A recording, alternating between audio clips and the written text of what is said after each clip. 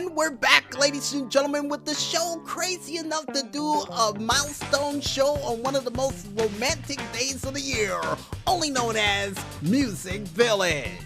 And speaking of romance, apparently we've got another letter here saying, "Dear DJ Smokey, who was your celebrity crush as a kid?"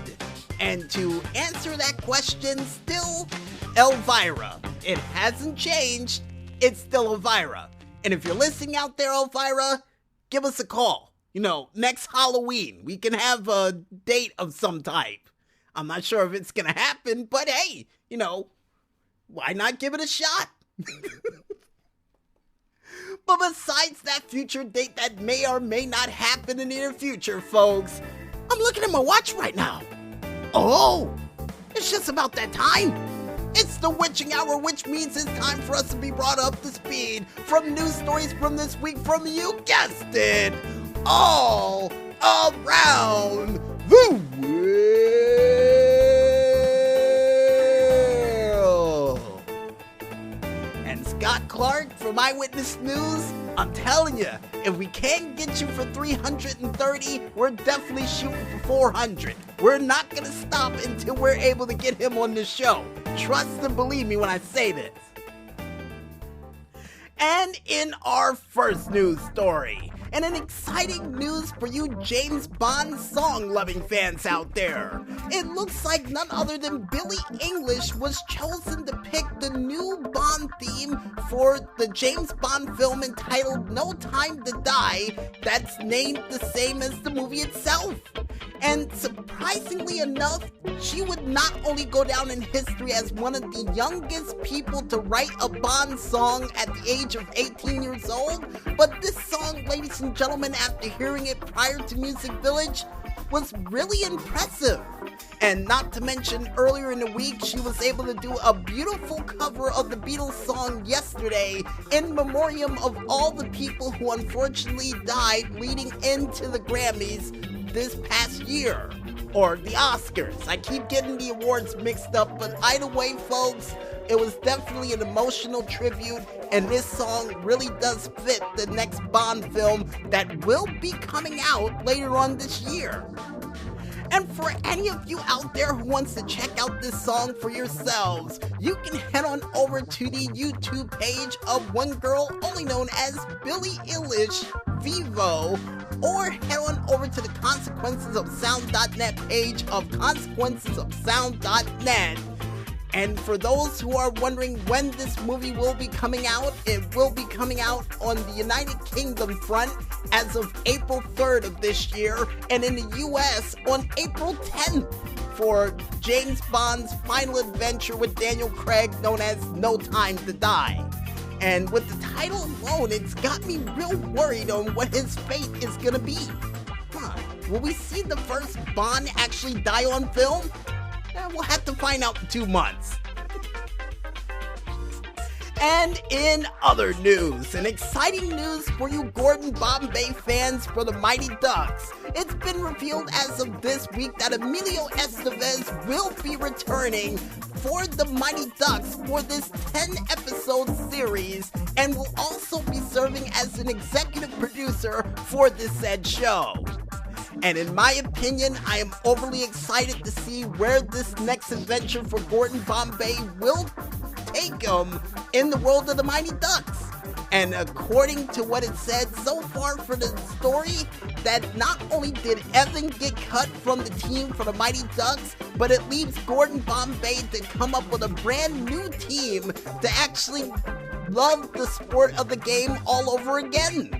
So that means the Mighty Ducks in its entirety has become the thing that they hated to become, which was an overly competitive team that try to win by any means necessary. Wow, I never thought I would see the day that would happen, but I can't wait to see how this series turns out. And thank you for reminding me, Maestro, for you fans out there wondering when the production of this will take place. It's currently taking place this month in Vancouver with a target date of a late 2020 premiere. So chances are somewhere around Christmas, we will get a chance to see yet another miracle on ice. Hopefully. hopefully. And in other news, or more music news, for you anti-Valentine's Day fans out there, it looks like Machine Head has answered your call with a brand new song entitled Circle the Drain, which sadly enough was inspired due to an Afghanistan soldier coming home from the war, only to find out that his girlfriend was cheating on him and their relationship was circling the drain, which coincidentally enough was told to the lead singer of this group on Valentine's Day, only for them to release this song on Valentine's Day, making it a perfect anti-Valentine's Day song for any of you anti-Valentine's Day celebrators out there. I don't know if we consider ourselves anti-Valentine's Day celebrators, but either way, it's a pretty cool song to listen to, and for any of you out there who wants to get a listen in to this said song, you can head on over to the YouTube page of one band only entitled Machine Head to check it out for yourselves.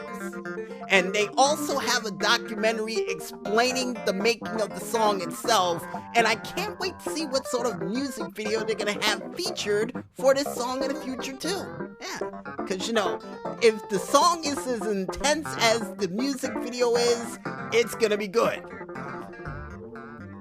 And with all those regular news stories out of the way for this week, folks, you guys out there know what time it is.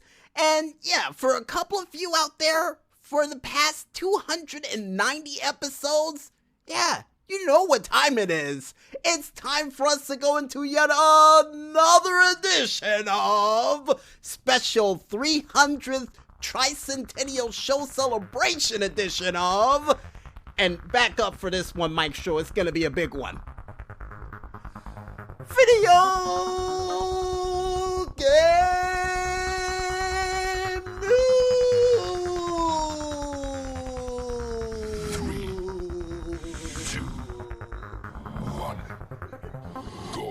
I told you it was gonna be a big one. I told you, Maestro. And to further elaborate on how big this video game news is gonna be for this week, folks, in our first video game news story, for you Super Smash Flash fans out there, I have some good news for you, because as of last night, or should I say Thursday night to Friday morning, they have finally decided to release the 1.2 beta update for Super Smash Flash 2.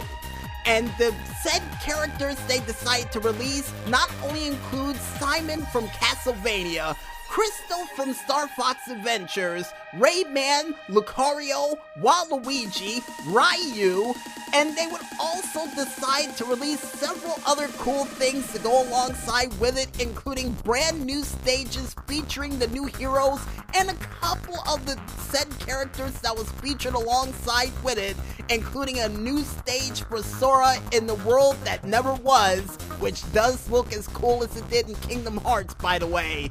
And also, they've also added the ability to unlock all of the previous characters along with these brand new characters, a part of the update. But wait, there's more!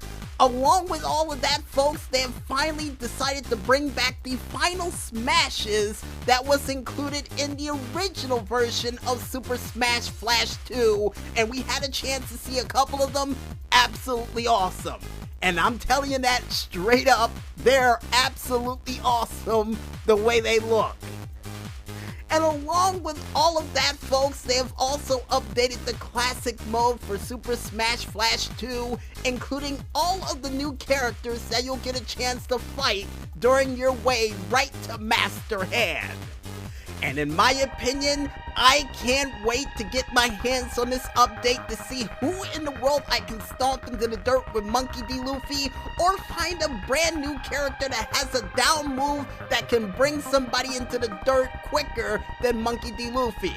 And I got a feeling throughout the weekend we will try to get our hands on it and probably have an outside-the-box review for it for, I guess for level 100 of the Indie Radio Arcade. So expect a big show for that too, folks. And for any of you out there who wants to check out the exclusive trailer for this said update, you can head on over to the YouTube page of one man only known as McLeod Gaming to check it out for yourselves. And in other video game news, and in exciting news for you Valentine's Day celebrators out there on GTA Online, besides the update we gave you about the diamonds that are exclusive for this week's event, you also got a chance to spin the lucky wheel to win none other than an Albany Roosevelt Valor, which is an updated version of the original Albany Roosevelt, which is really cool. And not to mention, it comes in a beautiful, lovely shade of red that you get a chance to win from the lucky wheel. And along with that said wheel, folks, you also have discounts on not only the original Roosevelt, the Valor, and a series of other cars that are off by 30 to 40% off. And for those who always wanted to own a club, you get a chance to own one for less than 35% off, along with a terabyte at the same discount. And weapons, you get a chance to get an SMG, assault rifle, and even sniper rifle at 40% off.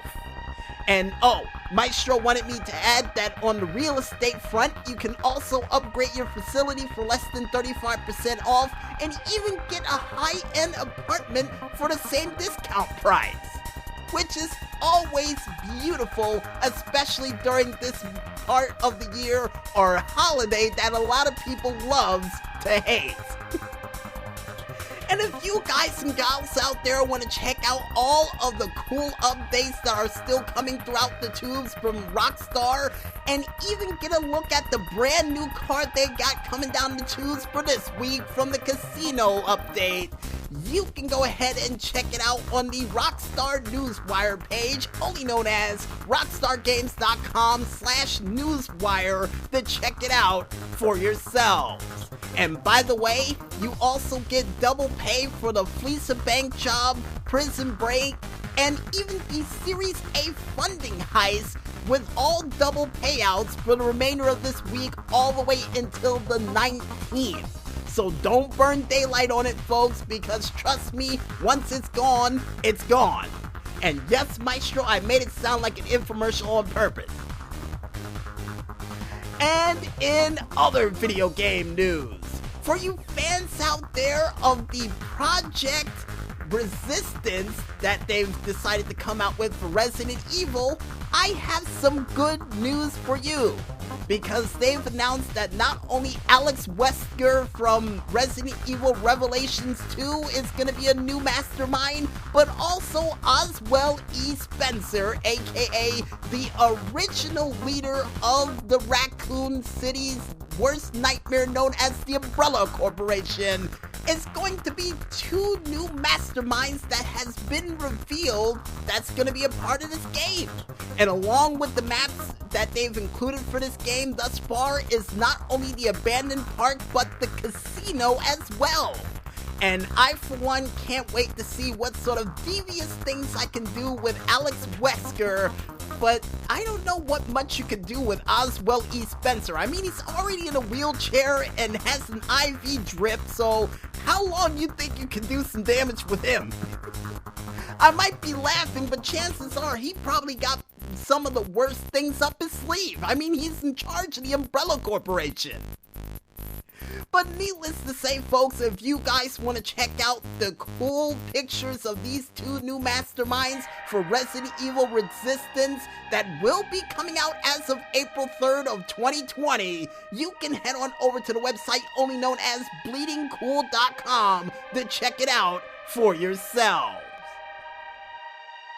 And I guess for this week, and for the 300th time that we've done this, you have all officially been brought up to speed. And I guess with that said, we might as well head back to the music, and when we return, we'll be back with the final segment for this 300th edition of Music Village right after this. So don't get lost in traffic just yet, folks, and stay tuned.